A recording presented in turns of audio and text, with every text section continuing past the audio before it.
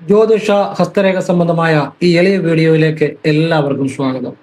ഇന്ന് പറയാൻ പോകുന്നത്, ഞാനീ പറയുന്ന ഗണപതിക്ക് നിങ്ങളൊരു കാര്യം ചെയ്താൽ എത്ര വലിയ തടസ്സവും വളരെ നിഷ്പ്രയാസം മാറി ആ കാര്യം നടക്കുമെന്നുള്ളതാണ്. ഇപ്പൊ ഒരു വിദേശ ജോലിക്കുള്ള തടസ്സം, എല്ലാ കാര്യങ്ങളും ചെയ്തു, പൈസയും കൊടുത്തു, ഇങ്ങനെ ഇന്ന് കിട്ടും നാളെ കിട്ടുമെന്നും പറഞ്ഞിരിക്കുക, നടക്കുന്നില്ല.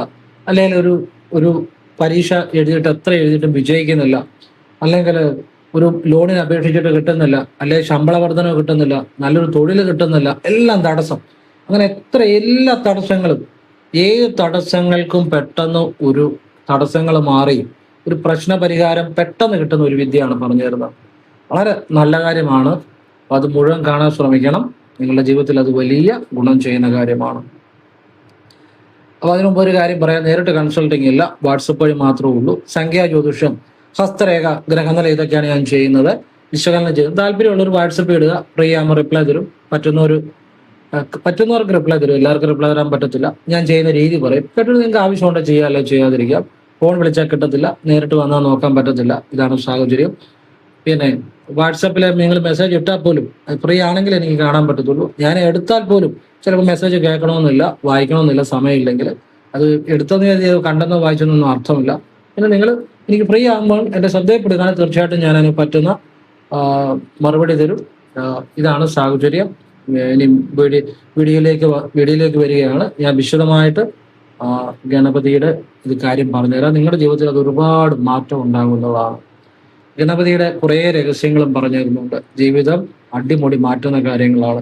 ഏതൊരു കാര്യത്തിനും പരിഹാരം ഉണ്ടാവും. പരിഹാരം ഇല്ലാത്ത കാര്യത്തിന് പരിഹാരം ഉണ്ടാവും.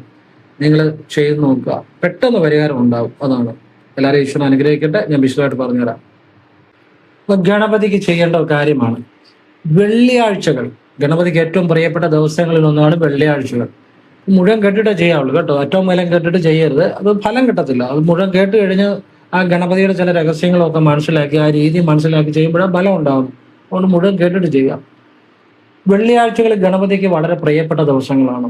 ഈ വെള്ളിയാഴ്ചകൾക്ക് ഒരുപാട് പ്രാധാന്യമുണ്ട് ഗണപതിയുമായി ബന്ധപ്പെട്ട്. അപ്പം വെള്ളിയാഴ്ചകൾ മുക്കുറ്റി പുഷ്പാഞ്ജലി, ത്രിമധുരം, കർഗമാല, ഇത് മൂന്നും കൂടി ഗണപതിക്ക് കയ്യിൽ പിടിച്ച് ഓം വിനായകായ നമ, വിനായകരെ പ്രണാമം, നിങ്ങളുടെ കാര്യം പറഞ്ഞ് മനസ്സുകൊണ്ട് കരഞ്ഞു പ്രാർത്ഥിച്ച് നടക്കി വെക്കുക. വെച്ചു കഴിഞ്ഞാൽ അതേപോലെ ചിന്തിക്കരുത്. സാധിക്കുന്ന പോലെ വെള്ളിയാഴ്ചകൾ ആവർത്തിക്കുക. 7, 14, 21 ഇതിലേതെങ്കിലും ഒരു കണക്കിൽ അടുപ്പിച്ച ദിവസങ്ങൾ ചെയ്യുന്നത് നല്ലതാണ്. ഒരു വെള്ളിയാഴ്ച തുടങ്ങി, അല്ലെങ്കിൽ വെള്ളിയാഴ്ചകൾ ആവർത്തിക്കുക. ഒന്നുകിൽ വെള്ളിയാഴ്ചകൾ ആവർത്തിക്കുക, അത് സാധിക്കുന്ന പോലെ ആവർത്തിക്കുക. ഇനി അതല്ലെങ്കിൽ ഒരു വെള്ളിയാഴ്ച തുടങ്ങി അടുപ്പിച്ച് 7 ദിവസം, അല്ലെങ്കിൽ ഒരു വെള്ളിയാഴ്ച തുടങ്ങി അടുപ്പിച്ച് 14 ദിവസം, അല്ലെങ്കിൽ ഒരു വെള്ളിയാഴ്ച തുടങ്ങി അടുപ്പിച്ച് 21 ദിവസം, അങ്ങനെയും ചെയ്യാം. അല്ലെങ്കിൽ ആഴ്ചയിൽ ഒരു വെള്ളിയാഴ്ച വീതം സാധിക്കുന്ന പോലെ ആവർത്തിക്കുക. 2 രീതിയിലും ചെയ്യാം. അപ്പം ഏതൊരു പ്രശ്നത്തിനും പെട്ടെന്ന് പരിഹാരം ഉണ്ടാകും എന്നുള്ളതാണ് ഈ വിദ്യയുടെ ഒരു രഹസ്യം. ഏത് പ്രശ്നമായിക്കോട്ടെ, നിങ്ങൾക്ക് കിട്ടാനുള്ള ഒരു പൈസ കിട്ടുന്നില്ല, നിങ്ങൾക്ക് കിട്ടാനുള്ള കിട്ടാക്കടം, നിങ്ങൾ കൊടുത്ത പൈസ തിരിച്ചു തരാന്ന് പറഞ്ഞാൽ ഇന്ന് വാ, നാളെ വാ, മറ്റന്നാൾ വാ, കിട്ടുന്നില്ല. ഇത് ചെയ്യാം. വിദേശത്ത് പോകാൻ വേണ്ടി എല്ലാം ശരിയായി, പക്ഷെ ചെറിയ പേപ്പറിന്റെ പ്രശ്നങ്ങൾ നടക്കുന്നില്ല, ഇത് ചെയ്യാം. വിവാഹം തടസ്സപ്പെടുന്നതിന് ചെയ്യാം. ഒരു ലോണെല്ലാം സാങ്ഷനായി കിടക്കുവാണ്, പക്ഷെ അത് നമുക്ക് കിട്ടുന്നില്ല, തടസ്സപ്പെടുന്നു, ചെയ്യാം. നമ്മുടെ ഒരു ജോലിയിൽ ഉയർച്ചയില്ല, വരുമാനം മാറുന്നില്ല, നല്ല വരുമാനം, പുതിയ ജോലിയിൽ മാറ്റങ്ങളെ, പുതിയ അവസരങ്ങൾ ജീവിതത്തിൽ വരും എന്നുള്ളതാണ്. പിന്നെ പ്രമോഷൻ കിട്ടുന്നില്ല, ഇത് ചെയ്യാം. പിന്നെ നമുക്ക് ഏതൊരു കാര്യങ്ങളിലും ഒരു സാമ്പത്തിക അഭിവൃദ്ധി ഉണ്ടാകാനും, ഏതൊരു കാര്യങ്ങളിലും വിജയം ഉണ്ടാകാനും നമുക്കിത് ചെയ്യാവുന്നതാണ്. ഗണപതിക്ക് വെള്ളിയാഴ്ചകൾ ചെയ്യുക. ആ ഗണപതിക്ക് വെള്ളിയാഴ്ച ചെയ്തു കഴിഞ്ഞപ്പോൾ ഇപ്പം പല കുട്ടികളും ജർമ്മനി പോകാൻ, അയർലൻഡിൽ പോകാൻ, അങ്ങനെ ഒരുപാടിടത്ത് പോകാൻ വേണ്ടി പൈസ കൊടുത്തിട്ട് ശരിയാവുന്നില്ല, ഒരുപാട് മെസ്സേജ് എനിക്ക് വരാറുണ്ട്. അവർക്കൊക്കെ വേണ്ടിയാണ് പറയുന്നത്. പക്ഷെ അവരൊന്നും കാണത്തുമില്ല. ആവശ്യമുള്ളവർ പലരും ചിലപ്പം കാണത്തുമില്ല. അതാ വേറൊരു കാര്യം. എന്നിട്ട് എന്നോട് വാട്സപ്പിൽ ചോദിക്കും, ഇതന്നെ വീഡിയോ കാണത്തില്ല. വീഡിയോ ഇത്രയും വിശദമായിട്ട് പറയും, അത് ചിലപ്പം കാണത്തുമില്ല. അപ്പം ആവശ്യമുള്ളവർ ചെയ്യുക.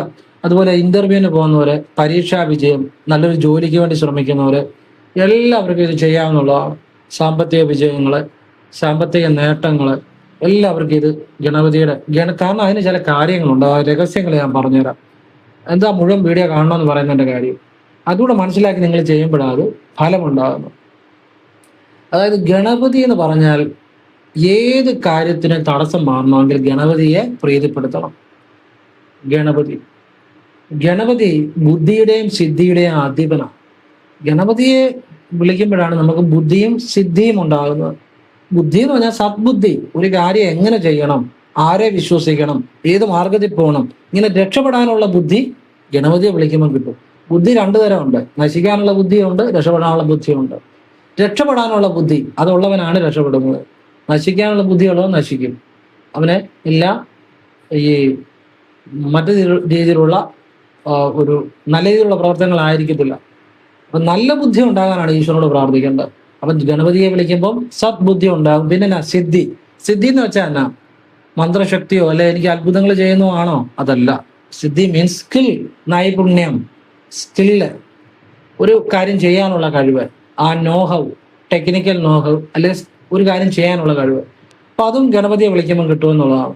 അത് രണ്ടും ജീവിതത്തിൽ വേണ്ടത്. ഒന്ന് നല്ല ബുദ്ധിയും വേണം, ഒരു കാര്യം എങ്ങനെ ചെയ്യണമെന്നുള്ള അറിവും വേണം.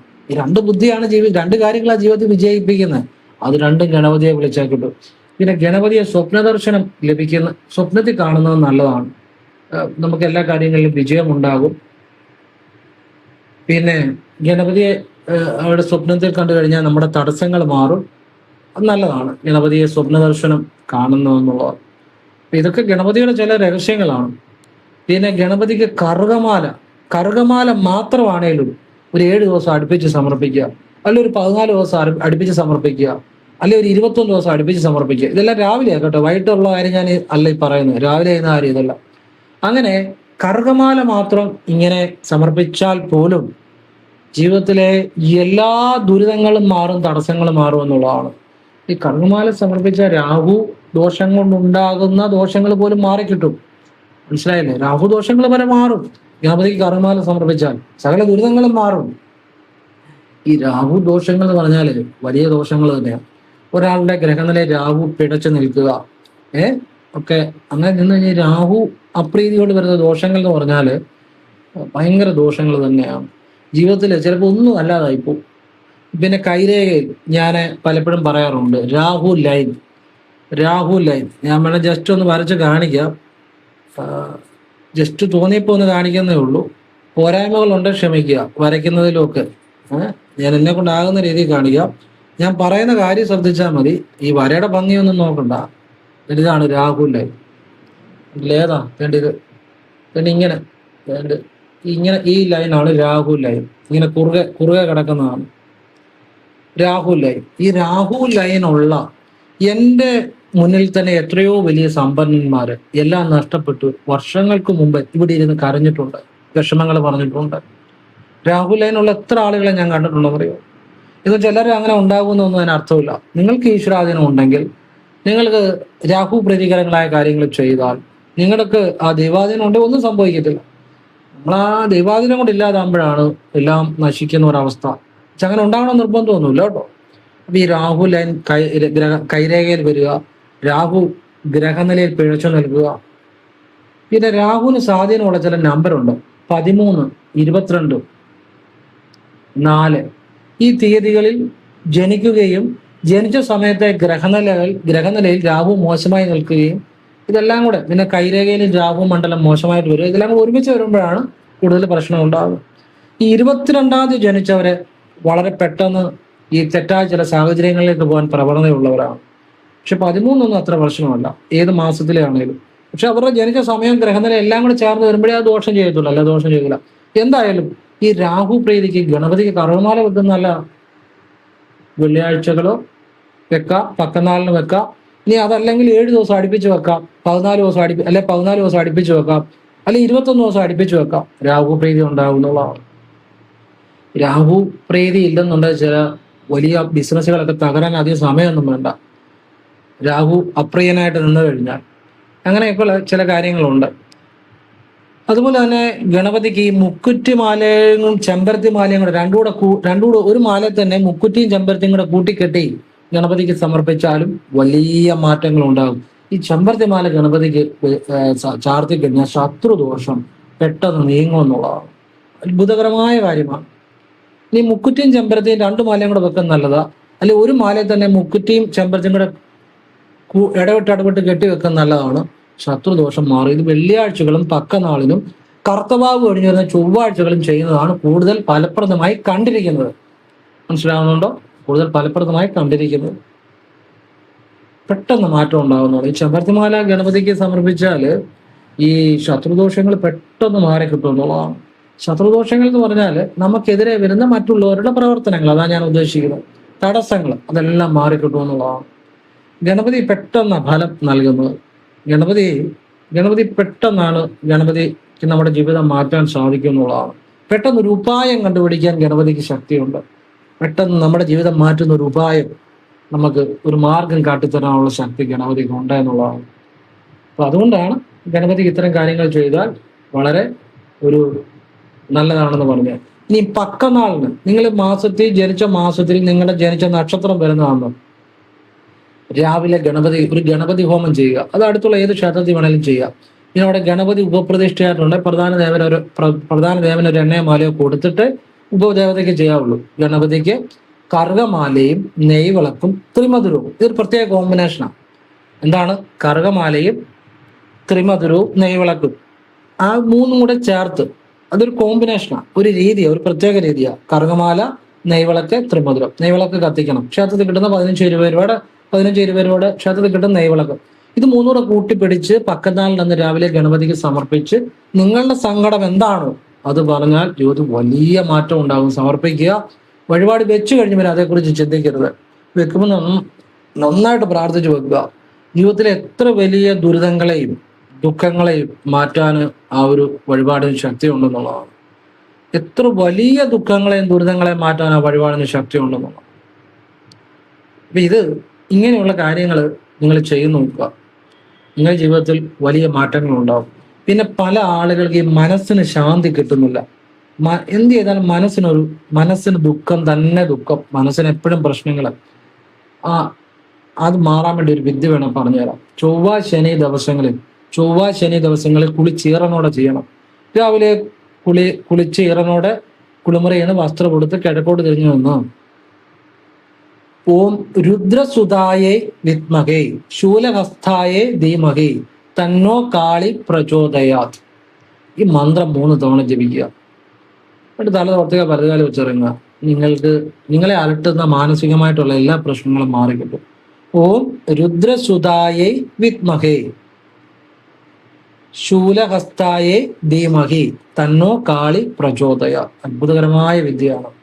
ഇപ്പം ഒരുപാട് പ്രശ്നങ്ങൾ മനസ്സിനെ അലട്ടുന്നുണ്ട്. മനസ്സ് പോയാൽ എല്ലാം പോയി. നമ്മൾ വിചാരിക്കുന്ന പോലെ ഒന്നുമില്ല. മനസ്സാണ് ഏറ്റവും പ്രധാനം. എത്ര ബുദ്ധിമാനാണേലും, എത്ര കഴിവുള്ള ആളാണേലും, എത്ര ധനികനാണേലും, ആരാണേലും മനസ്സ് പോയാൽ പോയി. നമ്മൾ ചിലപ്പം ഈ വാർത്തയ്ക്കകത്ത് കാണാം, വലിയ വലിയ ധനികന്മാരും അല്ലെ വലിയ വലിയ വ്യവസായ പ്രമുഖന്മാരും ഒക്കെ അവർക്ക് ഒരുപാട് വഴികൾ മുന്നിൽ കാണും രക്ഷപ്പെടാൻ. അതൊന്നും ചിന്തിക്കത്തില്ല. ഒരു നിമിഷം മനസ്സ് പോകുമ്പോൾ ചില കടുങ്കൈകൾ ചെയ്യുക. ഒന്ന് ആലോചിച്ച് നോക്കുക. ഒരു നിമിഷത്തെ ഒരു മനസ്സിന്റെ ഒരു മനനില മാറുന്നതാണ്. അവർക്ക് മുന്നിൽ ഒരുപാട് മാർഗങ്ങൾ ഉണ്ടാവും. അതൊന്നും ചിന്തിക്കത്തില്ല. ഒരൊറ്റ നിമിഷം മനസ്സ് പാളി കഴിയുമ്പം അവര് ചിലപ്പോൾ എന്താ ചെയ്യുന്നത് പറയാൻ പറ്റത്തില്ല. അത് ഇപ്പൊ സാധാരണക്കാരനായിക്കോട്ടെ, പത്രത്തിലൊക്കെ എത്രയോ കുട്ടികള് അല്ലെങ്കിൽ എത്രയോ ഓഫീസേഴ്സ് ഒരു ചെറിയൊരു മനസ്സിനെ ഒരു പ്രശ്നം ഉണ്ടാകുന്ന കാര്യം വന്നു കഴിഞ്ഞാൽ പെട്ടെന്ന് കടുങ്കൈകൾ ചെയ്യുന്നതായിട്ട് കണ്ടിട്ടുണ്ട്. ഈ മനനില എന്ന് പറഞ്ഞാൽ പ്രധാന ഒരു ഘടകമാണ്. ഈ മനസ്സിനെ ജ്യോതിഷത്തിൽ ചന്ദ്രനെ കൊണ്ട് ചിന്തിക്കാം. ചന്ദ്രന് മോശമായ സ്ഥിതി വരിക, ശത്രുക്ഷേത്ര സ്ഥിതി വരിക, ചന്ദ്രന് പാപയോഗം വരിക. ഞാൻ ജ്യോതിഷത്തിൽ പലപ്പോഴും കണ്ടിരിക്കുന്നത് ചന്ദ്രശനി യോഗം. പലപ്പോഴും മനസ്സിന് അങ്ങനെ ടെൻഷൻ ഉള്ളവരെ ഞാൻ കണ്ടിട്ടുണ്ട്. ചന്ദ്രനും ശനിയും തമ്മിൽ യോഗം ചെയ്യുന്നു. അത് ശനി എന്ന് പറഞ്ഞാൽ ദുരിതകാരങ്ങൾ കൂടാണ്. ചന്ദ്രൻ മനസ്സിന്റെ കാരകനാണ്. അപ്പൊ ചന്ദ്രൻ മനസ്സിനെ എപ്പോഴും അലോരസപ്പെടുത്തുന്ന ചില കാര്യങ്ങൾ അങ്ങനെയുള്ള. പിന്നെ ചന്ദ്രകേതു യോഗം. ഈ കേതു എന്ന് പറഞ്ഞാൽ പുകമറയാണ്. കേതുവിനെ കൊണ്ടൊരു വ്യക്തമായ കാരണം പിടികിട്ടത്തില്ല. ഇങ്ങനെയുള്ള ചില യോഗങ്ങള് ചന്ദ്രന് പിന്നെ മറ്റ് ഗ്രഹങ്ങളുമായിട്ടുള്ള ഒരു പാവസ്ഥിതി വരികയും ഒക്കെ ചെയ്താലും അനിഷ്ടപ്രദനായിട്ട് തന്നാലും ഒരുപാട് അനേക യോഗങ്ങളുണ്ട് ചന്ദ്രന്. അതുപോലെ തന്നെ കൈരേഖയിലെ കേതൂർ മണ്ഡലം മോശമായി കാണുക, ചന്ദ്രമണ്ഡലം മോശമായി കാണുക. ഈ ചന്ദ്രമണ്ഡലം എന്ന് പറഞ്ഞാൽ ഏതാണെന്നറിയോ? വേണം നിങ്ങൾക്ക് ജസ്റ്റ് ഒന്ന് കാണിച്ചു തരാം. ഇതുകൊണ്ടോ കൈ ഇങ്ങനെ മടക്കുമ്പോൾ ഈ ഇത്രയും ഭാഗത്ത് ഈ വൃത്തം പോലെ കാണുന്നതാണ് ചന്ദ്രമണ്ഡലം. കണ്ടോ, ഇങ്ങനെ ഇത്രയും വൃത്തം പോലെ കാണുന്നതാണ് ചന്ദ്രമണ്ഡലം. അപ്പൊ ഈ ചന്ദ്രമണ്ഡലം എന്ന് വെച്ചാൽ ഇതിൻ്റെ അകത്ത് കയറത്തില്ല. ആയുർവേദയ്ക്ക് വെളിയിൽ ഇത്രയും വൃത്തമായിട്ട് കാണുന്നതാണ് ചന്ദ്രമണ്ഡലം. ഈ ചന്ദ്രമണ്ഡലത്തില് വല പോലെയുള്ള അടയാളം വരിക, ദ്വീപ് വരിക, ക്രോസ് വരിക, പിന്നെ ഈ ചില ഈ തൊങ്ങല് പോലെ ഈ ഇങ്ങനെ കയറി ഇറങ്ങിയ ചില രേഖകൾ, പൊടിരേഖകൾ കാണുക, ഈ തൂവല് പോലെ, തൂവലിന്റെ തൂവല് കാണത്തില്ല, അതുപോലെ ചില രേഖകൾ കാണുക, ചില രേഖകളുടെ അറ്റത്ത് തൂവല് പോലെ ഇങ്ങനെ രേഖകൾ വരിക, ഡിസോർഡറായിട്ട് വരിക. ഇതൊക്കെ ഈ ചന്ദ്രമണ്ഡലത്തിന് അനുകൂലമല്ലേലും പലരുടെയും ജീവിതത്തിൽ പല പ്രതിസന്ധികളും ഉണ്ടാകുന്നതായിട്ട് ഞാൻ കണ്ടിട്ടുണ്ട്. അപ്പൊ അതിനെല്ലാം പ്രധാനം എന്നാന്ന് ചോദിച്ചു കഴിഞ്ഞാൽ ഭദ്രകാളി പ്രീതി നല്ലതാണ്, അനുഭവമാണ് കേട്ടോ. നിങ്ങൾ വെള്ളിയാഴ്ചയും ചൊവ്വാഴ്ചയും ഭദ്രകാളി ക്ഷേത്രത്തിൽ പോവുക, രക്തപുഷ്പാഞ്ജലി, ചെമ്പരത്തിമാല, ഒരു ഭാഗ്യശക്തി പുഷ്പാഞ്ജലികൾ കൊടുക്കുക, സാധിക്കുന്ന പോലെ ആവർത്തിക്കുക. ഓം കാളി കാളി മഹാകാളി ഭദ്രകാളി നമസ്തുതേ കുലം ച കുലധർമ്മം ച മാം ച പാലയ പാലയ.